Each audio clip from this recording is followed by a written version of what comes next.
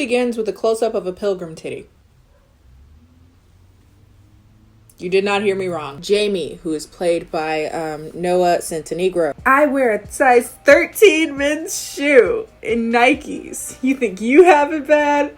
And I'm sitting there like, people are dying, Jody. Oh, he could spread me on naan. Sop me up with a biscuit. I'll melt it. I'll do like your eggs scrambled, sunny side up. In my uterus. You could just hear this cacophony, this chorus of, hell nah. The director was just like, just look like you stubbed your toe the whole freaking movie. And why do sharks look like diglets? Left behind by the couple who want to get in a little bit of old-fashioned pre-coitus pillow fighting. Overbearing mother, solve it with a penis. Daddy issues, solve it with a penis. Uncontrollable bouts of anger, push out rage, welcome in peace. Through your penis. There you go. You're getting it. I'm just saying, can we just get a trope where men, even if they have toxic traits, decide to fix them because they want to fix them and not because they were quote unquote fixed by a woman? Now, despite it being all over the news that a hurricane is approaching, these people thought it was a great idea to hang out at the beach because my tan is more important, guys. They had her making a speech about how much she loved herself, but she came in a blue suede suit and a pirate neck. Girl, I'm Anastasia Steele. Like, her voice sounds like she swallowed a peanut as a child and it got lodged in her windpipe. And so now her voice just sounds like half a peanut. She pulls out a gun. Pretty cool, huh? This is horrible. And then afterwards, she over there like, oh my god, it was so amazing. Like, the kiss was, oh my god, it was no! The kind of kiss you read about in books but never believe could actually happen. You sexually assaulted him! Quickly becomes every boy's target because I don't know. I suppose it's her wildly engaging personality. Aren't people from Arizona supposed to be like really tan? Yeah. Maybe that's why they kicked me out. You're good. That's so funny. This movie made me laugh so hard. So hard that it was alarming to myself and those around me. Like, I don't think you comprehend. I don't think you understand what I'm saying. When I tell you I laughed so hard that I could not breathe. I laughed so hard that my gasps sound like schoolgirl hentai. Do they have knees? Have they been drafted? Where these hops come from? No. You did not do all of that. You did not rip shirts off and throw stuff off of desks and destroy those laptops for the 8 billionth time just to bobo. By the way, we never get a name for this dude. He's just random Caucasian male, shade 305. He sees her for the first time and he both looks like he wants to eat her alive, but also like she smells like wide open ass. Went down the streets in front of Sundance, passing out flyers to see his movie. The van was covered in blood. He had a stuffed bird on his windshield and a misspelled sign of his own movie. They have like a whole scene where she's talking about how she needs to cut her daughter's hair off because it's getting too long. But again, when you're watching this in a theater full of black people who can clock a lace, what in the wiggity wig, wiggalicious wigglies? That is a lace with a case closed. Conan, in the book, at least from what I recall, you think I'm gonna read those books for this video? Absolutely not. Y'all got me bent over more than a Friday night at a Jamaican dance hall. We're gonna get personal. I tend to like a somewhat intimidating man. I like guys who are like intimidatingly intelligent. Yes, daddy, make me feel dumb. So instead of being good at his job, he just ends up getting oops upside the head. Shout outs to the Gap Band. Milk did that body good. Actually, no, I'm vegan. Well, not that I would hope she had a pre-existing drug habit, but because she kind of went from zero to picking pills out of a toilet that low-key probably still has doo-doo molecules in it. Oh, let me get away! We are really starting to have some trust issues here, aren't we? Ooh. Low-key think this was just made by some yandere roleplay fanatic. Really starting to have some trust issues here, aren't we? My psycho boyfriend ASMR wet dream. I gave you 7 years of my life. I was like, why does voice go lowercase like that? Because the rest of the movie is just a bunch of arrhythmic, syncopated, boiled chicken, unseasoned dressing ass sex. There's this scene where he's like, if you roll your eyes at me again, I'm gonna bend you over my knee. Sir, I am unconvinced. Again, your voice is too small and your shoulders are too narrow to talk to me like that, sir. Die already! Did she just hit the shark with a gun? With a loaded gun? What do we what?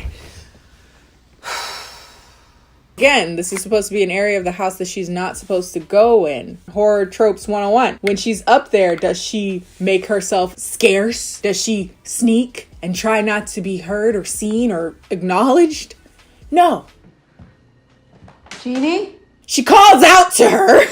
She's a stupid bitch. First scene, we meet Rod. We see Rod as he's like walking to a diner. My first thought was, why do you look like a simp? I feel very protective of you.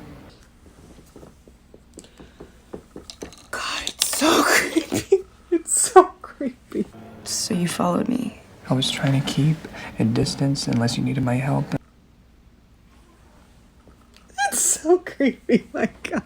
Brooding hot 25-year-old teenager with a dark past and a violent temper, whose anger and toxic traits can only be assuaged by our main character because she loves him, and that matters.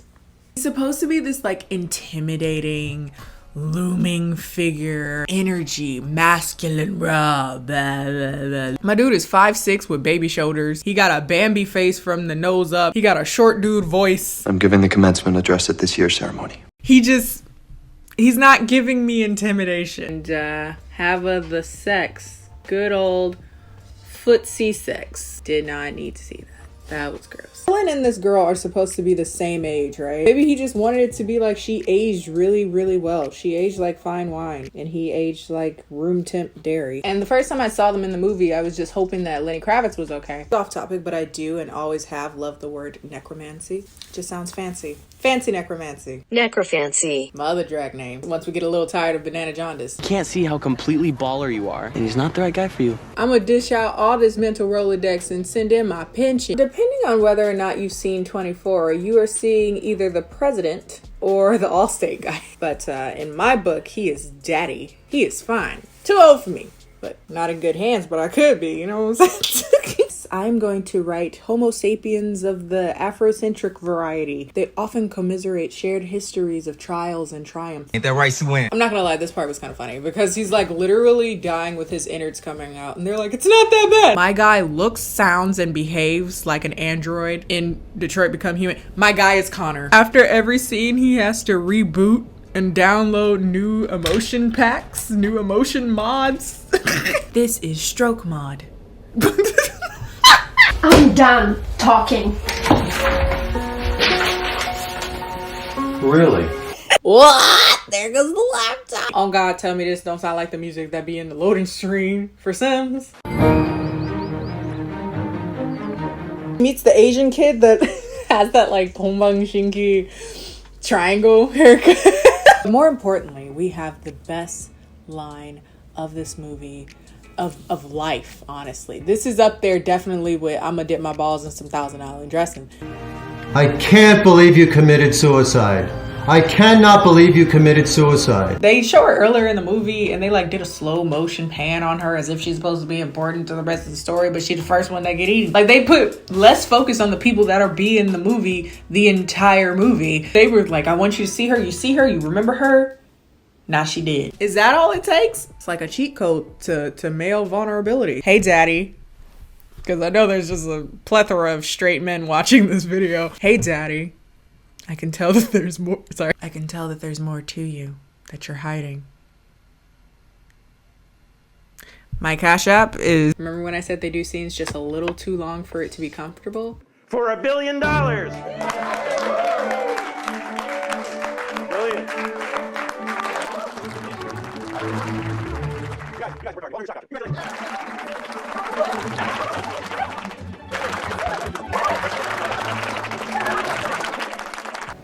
don't have the strength to stay away from you anymore. Please find it. They're trying to get out of the house. So they're banging on the cellar door. Instead of the very lightly toasted stairs that they could take to just leave out the front door. I have rules. If you follow them, I'll reward you. If you don't, I'll punish you. My man's face don't move how human faces move. I used to believe that my dude is not Hollywood's attempt at making an RK800. Somebody get him before he go deviant. Detective Daddy finds her parents both dead in bed, and they had apparently been there for a long time, which begs to question how no one had found them yet. I mean, it's possible, but it's just like, man. Also, no one smelt them. They've been there for a minute. They've been fermenting. Now, though these people are intended to be superhuman beings with superhuman senses, for some reason, they don't know that Bella is human until a gust of wind blows her scent around. Most definitely not just someone's apartment. What you mean you've never seen a hospital with blinds and carpet? Ew, all the bacteria in there, everybody did. She actually Googles for a bookstore that would have more information, as opposed to just Googling the information. Like, in the effort to find the place that sells books that talk about this topic, she skipped articles that talked about the topic. However bad it can be, show it to me so I can understand. Sorry, my button was distracting me. This entire scene makes my fat kid fears come alive because, like, if I was actually in a situation where I had to climb rope to save myself, girl, I'm just let them eat me. It's over. The upper body strength of a jellyfish. Todd and Natalie are on the beach, and for some reason she sees a dead bird and thinks that it's a good idea to touch it. What is she, a basset hound? Their height difference is so clownish and stupid to me. He looked like his neck hurt. I would not date her simply because of that. I'm supposed to get like scoliosis just because I'm trying to smash. Low-key kind of funny. He just opened it just to make sure he's, yep, still dead. The only thing that's kind of funny about this entire part is that it low-key looks like an episode of MTV Next. I'm Amanda, I'm 19, and I'm looking for a guy who's rough around the edges. Anyway, the storm is coming down. The storm is here. The fish are flying. What is that? I can't believe it. I can't believe it. It's just not like him. Because usually when he commits suicide, no one gets into Harvard. There's no way. I was expecting him to come out with a giant Oscar Mayer wiener truck cast and just like spin her around like a rotisserie chicken. Money, payoffs, and greed were always the priority. I am corrupt. I only want money. I don't care about y'all. Lays down next to her and tells her each point of his nefarious plans that he's had thus far. Like Mojo Jojo. You guys are always there for him and you're never there for me. I came for you first. Try to remember that. If you recall, he thought that the brother was in Florida, so there would be no reason to come for him. I thought of you first when there was no other option than to think of you first. They start playing Rob Pattinson, Let Me Sign. Whoo, still good. How down my life coming. Let me stop before I get demonetized.